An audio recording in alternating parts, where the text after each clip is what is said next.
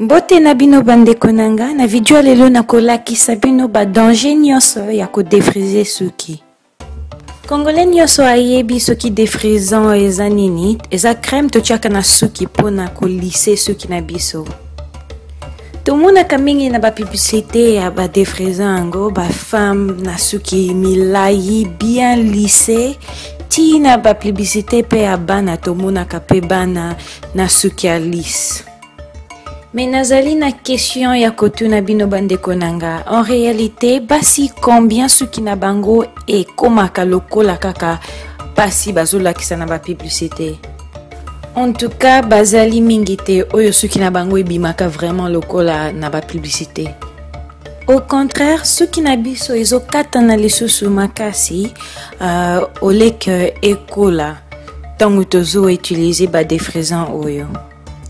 Basi mingi bazana problème ya kokolisa suki. De un d'abord eza rare que tout mona mwasi na suki o eleka niveau ya mapeka na ye. De deux, problème misusu eza suki ezokata na mingi liboso.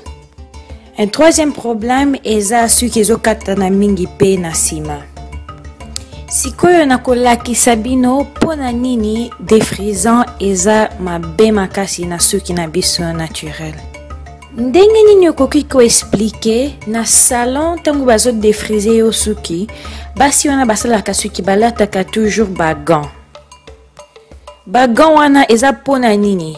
Soyo mutalati gants azo protéger loko, siko azo protéger nini na misapi na ye. Ba défrisant eza na ba produit chimie moko kombo nango sodium hydroxyde ou bien calcium hydroxyde. Wana soki yo moko osombi défrisant na yo soko tali ba ingrédients okomona ba kombo oyo.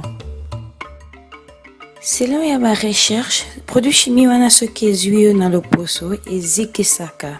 Et puis peso qui ezuyo na misu ekoki pe koboma yo misu to soki yo respirango makasi et puis saka ba maladie ya mongongo to soki olia yango par accident to soki mona lia yango et puis saka ba maladie ya libumu ba diarrhée pe ekoki pe kokufa. Sikoyo tango mutu azotia yo ba défrisant wana ye azo se protéger na maboko na ye, mais yo mutu bazo défriser ezozwa yo na ba cuir chevelu na yo, ezozwa yo pe na loposo na misu tango bazo sokola yo suki et puis pe ozo respirer ango. Donc ça veut dire que ba effet wana nyonso ekoki pe kozwa yo. Mabe ya ba défrisant ezali que ba effet nango mingi ezalaka invisible. Wana elakisi ata soki ozozika oko remarquer yango nanu te. Mais moment okobanda ko remarquer que obandaki kozika ekozala déjà trop tard. Wana okobanda déjà kozwa ba infection na ba cuir chevelu na yo to oko remarquer que suki ezokata na mingi. Et suki wana te bandeko. Solution eza simple.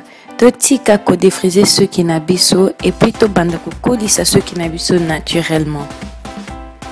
Bino moko botala bandeko nanga, basi misusu déjà bazwi jeu.